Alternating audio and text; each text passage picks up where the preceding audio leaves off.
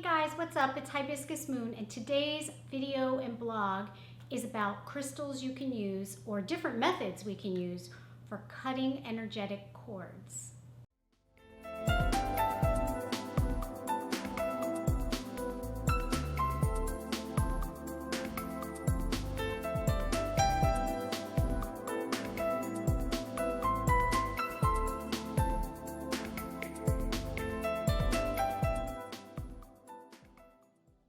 So first of all, you might be wondering, what am I even talking about? Cutting cords. What does this mean? Well, the goal here is that sometimes we feel like something is tugging on us, pulling on us, or holding us back or blocking us in some way. And in the energetic healing world, this is often known as cords being hooked into our energy field, our actual electromagnetic field. Some people who work with energy or can see or visualize energy can actually see these cords hooked in. And this may be due to all kinds of things. It's usually some kind of traumatic event, or we've allowed someone to overstep our boundaries, or maybe we have no boundaries, and so different people, beings, energies have all kinds of cords hooked into us and are just kind of feeding off of our energy. So this is all about, in addition to work you can do, therapy you can do, setting firm boundaries, this is some energetic work and how you can work with crystals and minerals to help release and cut those cords. The two crystals I want to talk to you about are black obsidian and sulfur. Now, some people are cautious with black obsidian. I tend to be cautious with it as well because it's very powerful. And I'm talking specifically about black obsidian, no other kind of obsidian, not rainbow, not mahogany, and all the other different types. Specifically black obsidian. So I don't wear it as jewelry on a daily basis. I don't work with it on a daily basis. But sometimes you feel like you really need a powerful punch. And for cutting cords, I feel that black obsidian is good for doing that. It's not a crystal that, again, I would wear daily or work with for long extended periods of time. Topaz! Look how jump on my crystals. There she is. She wanted to get in on the video. Say hi. Hi, I wanted everybody to see me. So black obsidian is actually technically not a mineral or crystal because it's actually a volcanic glass. It's created from a volcanic explosion and then cools so quickly that the molecules don't have time to set up in that perfect geometric pattern that all crystals have. So it's quick and powerful. It's created from this volcanic event and then it forms very, very quickly. So that's much like the way that I prefer to work with obsidian. Get to the point, real quick and powerful, and then we're out. A handy black obsidian tool that I talk about in my Advanced Crystal Masters course is a black obsidian arrowhead. These are fairly easy to get and quite inexpensive considering the handiwork that it takes to create these. Now, of course, this is not an authentic one created by ancient peoples.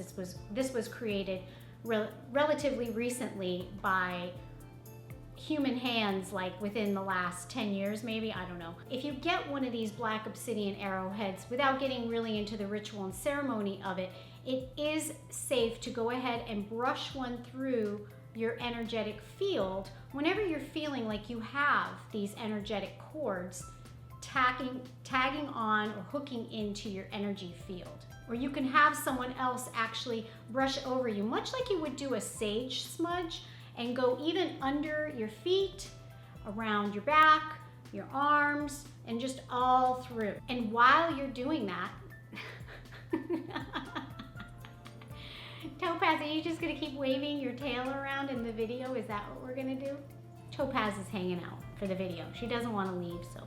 So while you're actually taking the obsidian arrowhead, you can say an affirmation like this. You can go ahead and use mine verbatim. I sever all cords and attachments that do not serve my highest good. I sever all cords and attachments that do not serve my highest good. Now let me just throw in here.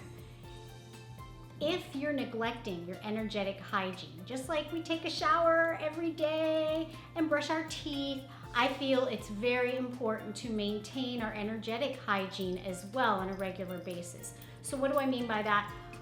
I like to do some sort of energy work at least weekly, try to do meditations at least on a regular basis, a couple times a week, and then at least quarterly per year, like when the new seasons start or on the equinox or the solstice, I like to do a full chakra crystal healing. When you're maintaining your energetic hygiene, it's a lot less likely for these energetic cords to get stuck into your energetic field. But if you've been neglecting it for a really long time, it's not uncommon to actually feel the effects of that. And if you leave those cords in place for a really long time, they start to affect you on a physical level as well as emotional and spiritual. It condenses down to the 3D and actually starts affecting you physically. So good energetic hygiene prevents energetic cords. Before I talk about the next mineral, I also have an essential oil that I really like working with for this purpose. I'm actually burning some right now in my oil burner. And please note, I am not married to any essential oil company. There are many different ones out there. As long as they're fair trade, sustainably harvested, organic, 100% pure essential oils, then I'm all for it. Now this is a blend. It's actually made by Young Living and it's called Release. And it's wonderful for the purpose of cutting cords. I like to take little black obsidian chips and pop the top off and put a couple in the bottle so that the release oil is actually also marinating in the vibrational frequencies of black obsidian. And this essential oil is great for energetic support with energetic work that you're doing to actually cut the cords. If you don't want to use the Young Living essential oil, you can make the blend up yourself. That's what it is, it's a blend. So you want to use, and it's these specific essential oils: ylang ylang, lavender, geranium, sandalwood, blue tansy, and then some kind of carrier oil, whether it be jojoba oil or coconut oil or olive oil, that's up to you. You can do several things with the oil. You can put a few drops in a bath along with some black obsidian, but make it a quick bath. I wouldn't be soaking in it for like an hour. I would get in and out, 5 minutes and I'm done, while you're visualizing the intention of cutting the cords. You can diffuse it in an oil burner. You can also apply it directly right over your liver area, because your liver is your organ for releasing anything physically stuck in your body. So that works emotionally and spiritually as well on an energetic level. So the other mineral I want to talk about for cutting cords is sulfur. Now I'm not going to go too deep into sulfur. I have another video all about it. It's an older one, but I'll link to it down below.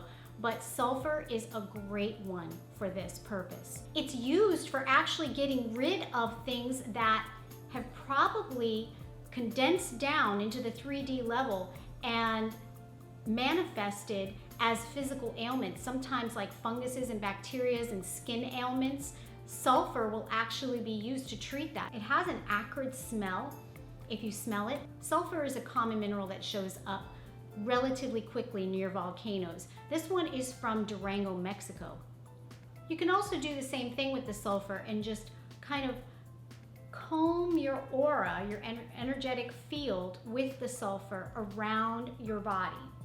You can also take sulfur that comes in the powder form.